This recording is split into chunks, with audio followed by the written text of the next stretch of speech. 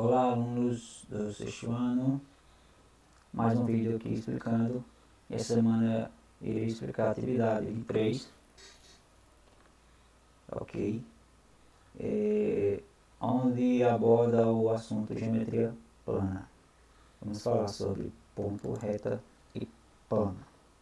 O ponto não possui uma forma nem dimensão, pessoal.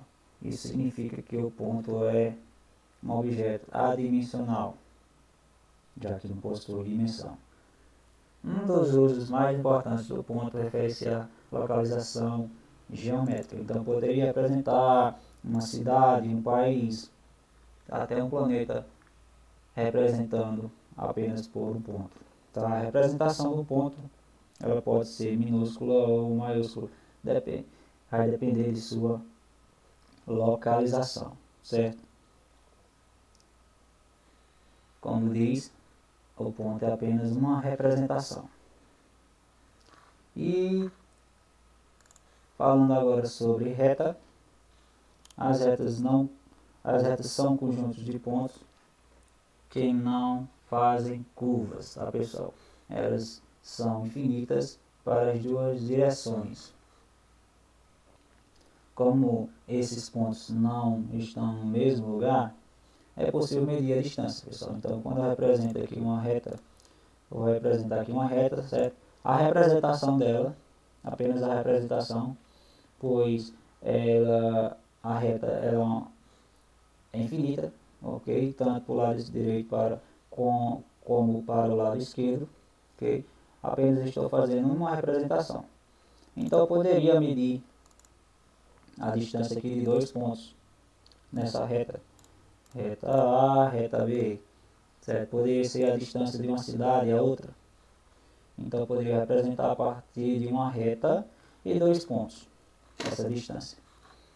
E, entretanto, como os pontos continuam não tendo dimensão, pessoal, ou forma, não é possível medir sua largura, já que a reta ela só tem um sentido, ok? Esse sentido pode ser para a direita ou para a esquerda. Por isso, a gente afirma que a reta ela pode apresentar, ela apresenta apenas uma dimensão, ou poderemos chamar de unidimensional, tá bom?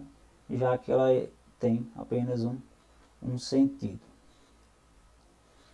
Dando continuidade aqui, pessoal, vamos falar sobre o plano. O plano é um conjunto de retas alinhadas e, portanto, também é um conjunto de pontos, tá bom, pessoal? O objeto formado por esse alinhamento de retas é uma superfície plana, que não faz curva e infinita para todas as dimensões. Então, observando aqui o plano, pessoal, ele é formado por infinitas retas, tá? E a gente sabe que para se formar uma reta existem infinitos pontos, ok? Então, se formos analisar aqui, o plano é uma superfície, poderia ser o chão de uma classe, de uma casa, tá? Poderia ser esses exemplos ou outros, tá bom? E a gente percebe aqui também que o plano ela pode ser retangular, pode ser quadrada, certo? Veja só, ainda tem algumas informações, ok? Numa reta eu posso formar uma semi-reta, ok? Da seguinte forma, por exemplo, eu apagando esse ponto aqui,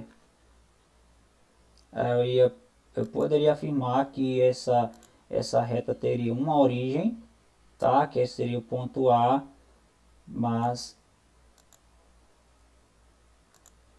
que a sua direita ela seria infinita. Então, pelo menos uma origem eu teria nessa reta. Observando mais aqui informações, tá? A origem é o começo. E eu poderia também afirmar que a reta ela não tem extremidades, tá bom? A reta em si ela não tem extremidades. Ou seja, não tem começo nem fim. No momento em que eu coloco um ponto, aí ela tem uma origem, tá? Ou seja, um início. E se eu representar, colocar dois pontos numa reta, tá ok? Aí eu poderia dizer que o que eu formei da reta seria o seguinte, aí veja só como está dizendo aqui, é um segmento de reta, tá ok? Então no momento em que eu tiro o ponto, eu posso chamar de semi-reta, porque tem uma origem, tá? E se eu representar, se eu colocar dois pontos nessa reta, eu posso chamar ela de segmento. E o segmento ela tem extremidades, ou seja, tem começo e tem fim. Então eu posso apresentar numa reta dois pontos, tá? Eu vou até colocar aqui outra letra porque eu coloquei a mesma para representar esses dois pontos, tá? E nessa reta a distância desses dois pontos eu vou chamar de segmento, e no segmento ela tem extremidades, ou seja, tem começo e fim.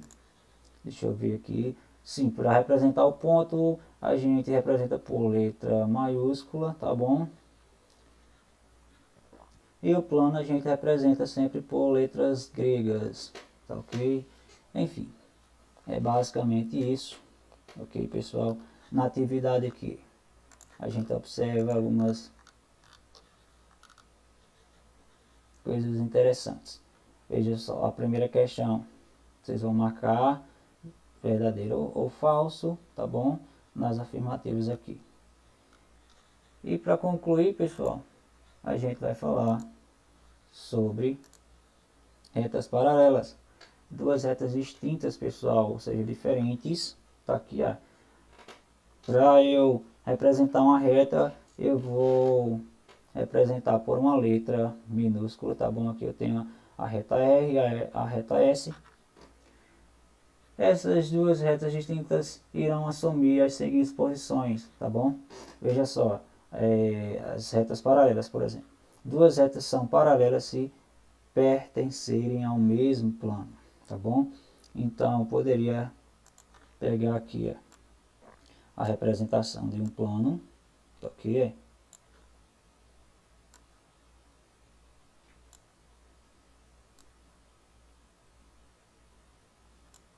Certo?